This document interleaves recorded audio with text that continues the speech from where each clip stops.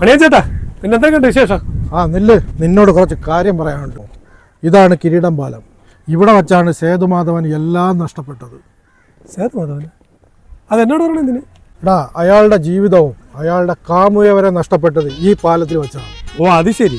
പക്ഷെ എൻ്റെ കാമുക നഷ്ടപ്പെട്ടത് ഇവിടെ വെച്ചല്ല, തമ്പാനൂർ ബസ് സ്റ്റാൻഡിൽ വെച്ചാണ്. പോത്തെ, നിന്നോട് പറഞ്ഞിട്ട് കാര്യമല്ല.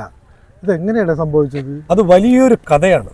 പണ്ട് പാരലൽ ട്യൂട്ടോറിയൽ പഠിക്കുന്ന കാലം, ഡിഗ്രിക്ക്. നീ അതുവരെയൊക്കെ പോയാടേ? ചേട്ടന്മാരെ കാരണം അതും പോയി, അതിനപ്പുറവും പോവേണ്ടി വന്നു. നീ കിടന്ന് ചലയ്ക്കാതെ വിഷയത്തിലോട്ട് വാടേ. പണ്ടാ മനോഹരമായ കുട്ടിക്കാലം.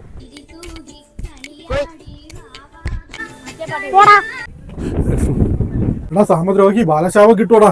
കഥയിലോട്ട് വന്നില്ല, നിങ്ങളിങ്ങോട്ട് വരും.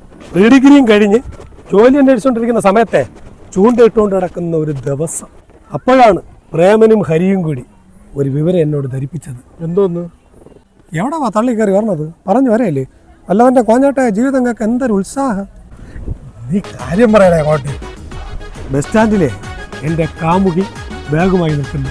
എന്നിട്ട് നീ പോയില്ലേ? പറഞ്ഞു വരേ. ഉണക്കാട്ടുന്ന 2 ഉടുപ്പും ഒരു കൈലിയും എടുത്ത് കവറിനകത്താക്കി നേരെ ബസ് സ്റ്റാൻഡിലോട്ട് ഒറ്റ വിടല്. നീ ഇവിടെ കിടന്ന് വിടാതെ കാര്യത്തിലോട്ട് വാടേ. ആ തമ്പാനൂർ ബസ് സ്റ്റാൻഡിൽ കാട്ടാക്കട ബസ്സുകൾ കിടക്കുന്നതിനിടയിൽ ഞാൻ അഭിമുഖമായി അവളെ നോക്കുന്നു, അവൾ എന്നെ നോക്കുന്നു, വീണ്ടും ഞാൻ അവളെ നോക്കുന്നു. പട്ടി. അപ്പോഴാണ് ട്വിസ്റ്റ്. ചെന്നിക്കുത്തി രായൻ ബൈക്കുമായി അവളെ മുമ്പ് വന്നു. എന്ത്? ചെന്നിക്കുത്തി രായനാ? എന്നിട്ടെന്തോന്നാവാൻ, അവൾ ആ ബൈക്കിൽ കയറി ഒരൊറ്റ പോക്ക്. പോകുന്നതിന് മുമ്പ് അവൾ എൻ്റെ കണ്ണുകളിൽ നോക്കി പറയുന്നുണ്ടായിരുന്നു, ഇനി ഒരിടത്ത് വെച്ച് നിന്നെ കാണാൻ ഇടപെടുത്തരുതേ പട്ടി. പകർന്നു പോയി പണിയും കേട്ടാ.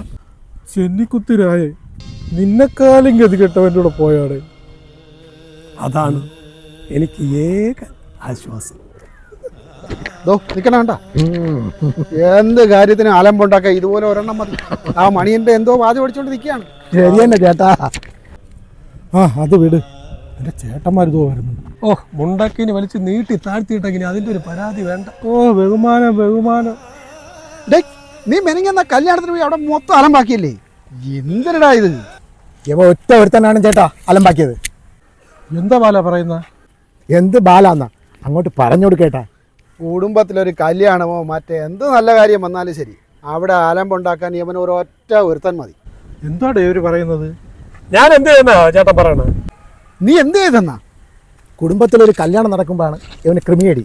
എനിക്ക് ആയ കാലത്ത് ഒരു പെണ്ണ് കെട്ടാൻ പറഞ്ഞാൽ കേട്ടേയില്ല. പറയുമ്പോൾ നിന്റെ ചേട്ടന്മാർ ഇത്രയും നിർബന്ധിച്ചിട്ട് നീ എന്താടാ കല്യാണം കഴിക്കാത്തത്? അതെ, ഞാൻ ഒരു പെണ്ണിന് മനസ്സ് കൈമാറി. ഇനി എന്നെ കൊണ്ടൊരു കല്യാണമൊന്നും പറ്റൂല. ചേട്ടന്മാര് പോയെ. അവന്റെ മനസ്സ് കൊള്ളാം അങ്ങോട്ട് പറഞ്ഞു കൊടുക്കേട്ടാ. എടാ, ഓരോ പ്രാവശ്യവും നിന്നെ ലോഡ്ജിൽ നിന്ന് പോലീസ് പിടിക്കുമ്പോൾ ഞങ്ങളല്ലടാ വന്ന് ഇറക്കുന്നത്. എന്തോന്നാ ഞാൻ ഇത് കേൾക്കുന്നത്? ഞാൻ അതിന് ലോഡ്ജിൽ മനസ്സൊന്നും കൈമാറണില്ലല്ലോ. ഒന്ന് പോയെ. എടാ, നിന്നെക്കുറിച്ച് വ്യക്തമായ പ്ലാൻ പദ്ധതിയൊക്കെ ഞങ്ങൾ തയ്യാറാക്കി വെച്ചിട്ടുണ്ട് കേട്ടാടാ. അതെ എടാ, ഇനി നിന്നെ കെട്ടിച്ചിട്ട് ഞങ്ങൾക്ക് വിശ്രമമുള്ളൂ. എടാ മണിയാ, പറഞ്ഞ് മനസ്സിലായിക്കോട്ടെ അവനോട്. മണിയൻ ചേട്ടാ, അപ്പൊ എൻ്റെ മനസ്സ് കോപ്പ്. ലോഡ്ജിൽ വെച്ച് ഓരോ വൃത്തിയോട് കാണിച്ചിട്ട് പോലീസ് പിടിച്ചതും പോരാ. ഇനിയെങ്കിലും നിന്റെ ചേട്ടന്മാർ പറയണ കേൾഡേ. എടാ, വെറുതെ പറഞ്ഞതല്ല. ഇവിടെ പുതിയ സെൻസസ് പ്രകാരം 60% ആണുങ്ങൾക്കും പെണ്ണ് കിട്ടുന്നില്ലടാ. ആണോ? അതെ, അല്ലെങ്കിലേ ഈ പഞ്ചായത്തിലുള്ള എല്ലാരും കൂടെ ചേർന്നേ നിന്നെ വിത്തുകാളാക്കി പ്രഖ്യാപിക്കും.